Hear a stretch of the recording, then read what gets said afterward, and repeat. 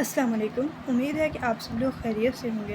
हमारा आज का टॉपिक ऑफ डिस्कशन है आयनिक बॉन्ड। और इस लेक्चर से पहले हमने ये देखा था कि केमिकल बॉन्ड्स जो हैं वो कैसे बनते हैं, उनकी जो है वो फॉर्मेशन कैसे होती है, उनकी कैरेक्टरिस्टिक्स क्या हैं, ठीक है, और उनके बनने का प्रोसीजर क्या होता है। तो ये हमारे फर्स्ट वाले लेक्चर का हिस्सा था, ठीक है। तो आज के लेक्चर में हम आयनिक बॉन्ड को डिस्कस करेंगे।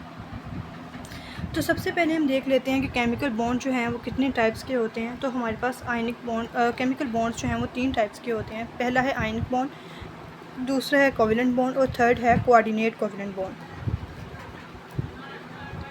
यहाँ पे जो पिक्चर दिखाई गई है इसके अंदर अगर आप एक्सट्रीम लेफ़्ट के ऊपर देखें तो यहाँ पे नॉन पोलर कोवलेंट बॉन्ड लिखा हुआ है, ठीक है। मतलब जिसमें जो है वो इलेक्ट्रोनेगेटिविटी का कोई डिफरेंस नहीं है। सिमिलर टाइप ऑफ एटम्स जो हैं वो मिलके बॉन्ड बना रहे हैं। तो इसको जो है इस तरह के बॉन्ड को हम नॉन पोलर कोवलेंट बॉन्ड बोलते हैं। और पोलर कोवलेंट बॉन्ड इस तरह के बॉन्ड्स होते हैं जिनके अंदर जो है वो इलेक्ट्रोनेगेटिविटी का डिफरेंस तो होता है, लेकिन वो जो डिफरेंस होते हैं 1.7 से कम होते हैं, ठीक है। तो इस तरह के बॉन्ड्स को हम पोलर कोवलेंट बॉन्ड बोलते हैं। और जो एक्सट्रीम राइट के ऊपर जो है वो लिखा हुआ है आयनिक, ठीक है। तो इसमें आयनिक बॉन्ड लिखा हुआ है, ठीक है। तो आयनिक बॉन्ड जो हैं ये इस तरह बनते हैं कि इनके दरमियान में इलेक्ट्रोनेगेटिविटी का डिफरेंस जो होता है एटम्स के दरमियान 1.7 से ज़्यादा होता है, ठीक है। तो इस वजह से जो है इसके ऊपर आप देख रहे होंगे कि सीज़ियम के ऊपर पॉजिटिव चार्ज है और फ्लोरीन के ऊपर नेगेटिव चार्ज है, ठीक है। तो ये यही शो करवा रहे हैं कि फ्लोरीन की जो है वो इलेक्ट्रोनेगेटिविटी ज़्यादा है एज़ कम्पेयर टू सीज़ियम।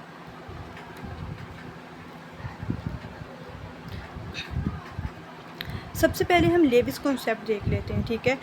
और लेविस कॉन्सेप्ट के साथ जो है इसकी हेल्प से हम ये चीज़ अंडरस्टैंड कर सकते हैं कि एटम डिफरेंट एलिमेंट्स जो हैं वो आपस में रिलेशंस कैसे बनाते हैं, ठीक है।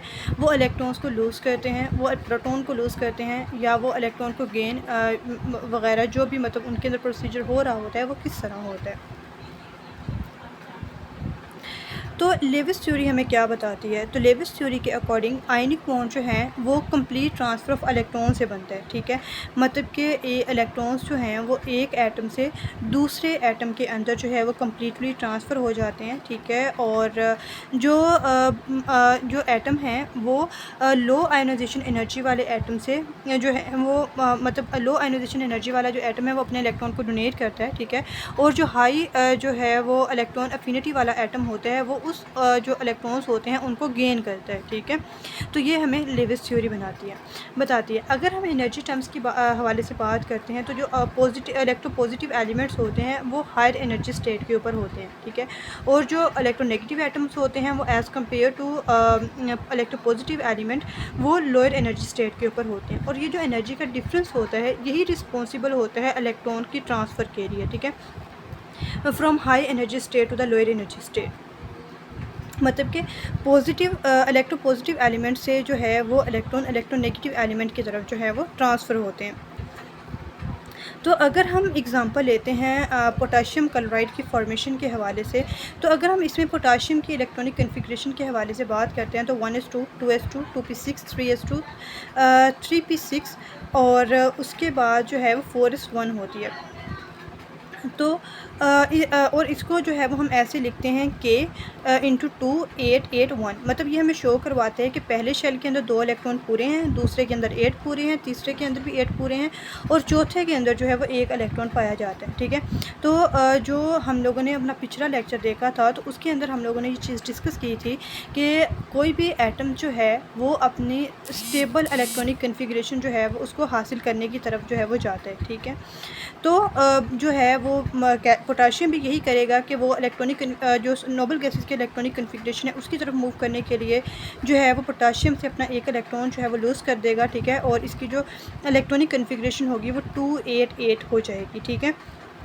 इसी तरह जो है वो क्लोरीन है, ठीक है। तो उसके जो आउटर मोस्ट शेल होता है उसके अंदर एक इलेक्ट्रॉन की जो है वो कमी होती है, तो वो इलेक्ट्रॉन एक को गेन कर लेगा और नोबल गैसेस के इक्वल जो है उसकी इलेक्ट्रॉनिक कन्फिग्रेशन हो जाएगी, ठीक है जी।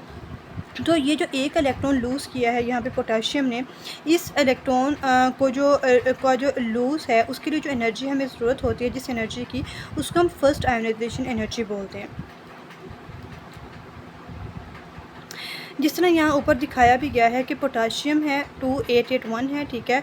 तो इससे के पॉजिटिव बनता है 288 प्लस एक इलेक्ट्रॉन जो है वो निकल जाता है और इसकी जो एनर्जी होती है इस प्रोसेस में 419 किलो जूल पर मोल एनर्जी जो है वो प्रोवाइड करनी पड़ती है, ठीक है जी। तो इसमें क्या होता है कि जो ऑपोजिटिवली चार्ज आयन होते हैं, ठीक है, के पॉजिटिव और Cl नेगेटिव, ठीक है, तो उन वो strong electrostatic force of attraction से जो है वो एक दूसरे के साथ जो है वो बॉन्ड बना लेते हैं, ठीक है। और के पॉजिटिव और Cl नेगेटिव जो है वो मतलब इस तरह आपस में अरेंज होते हैं उसके एटम्स के, वो क्रिस्टल लैटिस की फॉर्म में आ जाते हैं, ठीक है। तो इसमें जो है वो नंबर ऑफ़ केटाइन और नंबर ऑफ़ एनाइन जो होते हैं वो सेम होते हैं, ठीक है। और इस फॉर्मेशन के लिए जो है वो 690 किलो जूल पर मोल एनर्जी जो है वो रिलीज़ होती है और जिसको जो है वो हम KCl पोटाशियम क्लोराइड की लेटेस्ट एनर्जी बोलते हैं, ठीक है। तो जिस तरह जो है वो पोटाशियम ने अपना एक इलेक्ट्रॉन लूज़ करने के बाद जो है वो इलेक्ट्रॉनिक कन्फिग्रेशन अपनी आर्गॉन के बराबर ले आया था, बिल्कुल इसी तरह जो है वो क्लोरीन जब अपना एक इलेक्ट्रॉन को गेन करेगा, ठीक है, तो वो भी जो है वो स्टेबल इलेक्ट्रॉनिक कन्फिग्रेशन की तरफ आ जाएगा जो कि इनर्ट गैसेस की होती है, ठीक है। तो इस दौरान जो है वो जब इलेक्ट्रॉन को गेन करेगा तो इस दौरान 348.6 किलो जूल पर मोल एनर्जी जो है वो रिलीज़ होगी, ठीक है। तो इस एनर्जी जो एनर्जी रिलीज़ हुई है इसको हम क्लोरीन की इलेक्ट्रॉन एफिनिटी बोलते हैं। तो जैसे यहाँ पे दिखाया गया है नीचे जो रिएक्शन लिखा हुआ है जिसमें क्लोरीन जो है वो एक इलेक्ट्रॉन को गेन कर रहा है, ठीक है, तो इससे जो है वो इसकी एनर्जी -349 किलो जूल पर मोल है।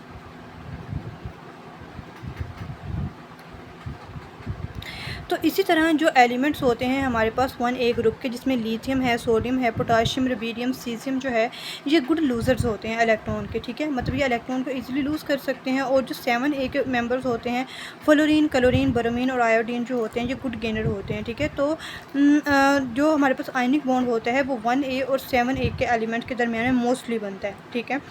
और इसी तरह जो है इसी तरह का एक बॉन्ड जो है वो 2A और 6A के दरमियान भी बनता है, ठीक है।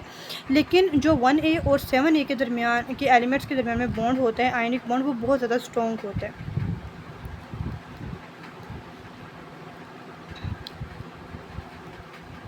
तो कुछ केसेस ऐसे भी होते हैं जिसमें हमारे पास डाई पॉजिटिव, ट्राई पॉजिटिव और डाई नेगेटिव आयन्स भी बनते हैं, ठीक है। जैसे कैल्शियम के अगर हम केस में देखते हैं तो इसके वैलेंस शेल में 2 इलेक्ट्रॉन्स होते हैं, ठीक है। तो ये अपने 2 इलेक्ट्रॉन्स को गेन करने के बाद जो है वो डाई पॉजिटिव आयन बना देते हैं। इस तरह एल्युमिनियम जो है वो अपने 3 इलेक्ट्रॉन्स को लूज़ करने के बाद ट्राई पॉजिटिव आयन बना देता है और ऑक्सीजन जो है वो डाई नेगेटिव आयन बना देता है और इसमें सल्फ़र जो है वो भी डाई नेगेटिव आयन बना देता है। इस तरह अगर हम कैल्शियम ऑक्साइड के हवाले से बात करें तो इसमें जो है वो कैल्शियम टू ऑक्सीजन रेशो जो है वो 1:1 रेशो होती है, ठीक है, और CaO बनता है, ठीक है, इसका फार्मूला होता है। इस तरह एल्युमिनियम ऑक्साइड के हवाले से बात करते हैं तो एल्युमिनियम के ऊपर 3+ चार्ज होता है और ऑक्सीजन के ऊपर 2 नेगेटिव चार्ज होता है, ठीक है। तो इसलिए जब हमने इनका फार्मूला लिखना है, ठीक है, तो हमने इनके चार्जेस को स्टेबल करना है। तो स्टेबल करने के लिए जो है वो एल्युमिनियम के हमें 2 आयन्स रिक्वायर्ड होंगे, ठीक है, और ऑक्सीजन के जो है वो 3 आयन्स रिक्वायर्ड होंगे, ठीक है। तो इस तरह जो है इन दोनों की रेशो 2:3 हो जाएगी और इसका फार्मूला Al2O3 होगा। और इसी तरह कैल्शियम सल्फ़ेट और एल्युमिनियम ट्राईसल्फ़ेट में भी जो है वो भी आयनिक कंपाउंड्स होते हैं टू सम एक्सटेंट। तो इस तरह के कंपाउंड्स मतलब इस सारे को डिस्कस करने के बाद हम इस नतीजे पे तो पहुंच ही गए हैं ना कि इस तरह के कंपाउंड जो कि केटाइन और एनाइन के मिलने से बनते हैं उनको हम आयनिक या फिर इलेक्ट्रोवैलेंट कंपाउंड्स बोलते हैं, ठीक है। तो इस तरह के जो कंपाउंड्स होते हैं इनके अंदर strong electrostatic forces of attraction होती है केटाइंस और एनाइंस के दरमियान में, ठीक है। और इस तरह की जो बॉन्ड फॉर्मेशन होती है उसमें जो क्राइटेरिया होता है इलेक्ट्रोनेगेटिविटी का वो भी हमें हेल्प आउट करता है बॉन्ड की नेचर को अंडरस्टैंड करने के लिए, ठीक है। तो ये डिसाइड करने के लिए कि जो भी हमारे पास कंपाउंड है उसके अंदर आयनिक नेचर जो है उसकी परसेंटेज क्या है, ठीक है।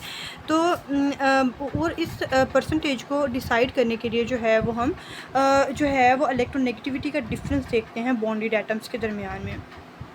और जब हमें इलेक्ट्रोनेगेटिविटी का डिफरेंस जो है वो पता चल जाता है तो उससे जो है वो हम परसेंटेज ऑफ आयनिक करैक्टर जो है वो उस पार्टिकुलर कंपाउंड का जो है वो डिटरमिन कर लेते हैं। इसी तरह जो है वो इलेक्ट्रोनेगेटिविटी का अगर हम डिफरेंस के हवाले से बात करते हैं कि अगर 1.7 या इससे ज़्यादा अगर इलेक्ट्रोनेगेटिविटी होती है तो इस तरह के बॉन्ड जो होंगे वो आयनिक बॉन्ड होंगे, ठीक है। और अगर हम इसी चीज़ को माइंड में रखें तो NaCl जो है वो 72% जो है वो आयनिक होता है। और इसी तरह सीजियम फ्लोराइड जो होता है वो 92% आयनिक करैक्टर होता है, ठीक है। और कोई भी बॉन्ड जो है वो हमारे पास 100% उसके अंदर आयनिक करैक्टर नहीं होता, टू सम एक्सटेंट उनके अंदर कोवेलेंट करैक्टर भी पाया जाता है, ठीक है। और लेकिन ये है कि जैसे NaCl के अंदर 72% है, सीजियम फ्लोराइड के अंदर 92% आयनिक करैक्टर है, तो इस तरह के जो कंपाउंड्स होते हैं उनको हम आयनिक कंपाउंड्स ही बोलते हैं।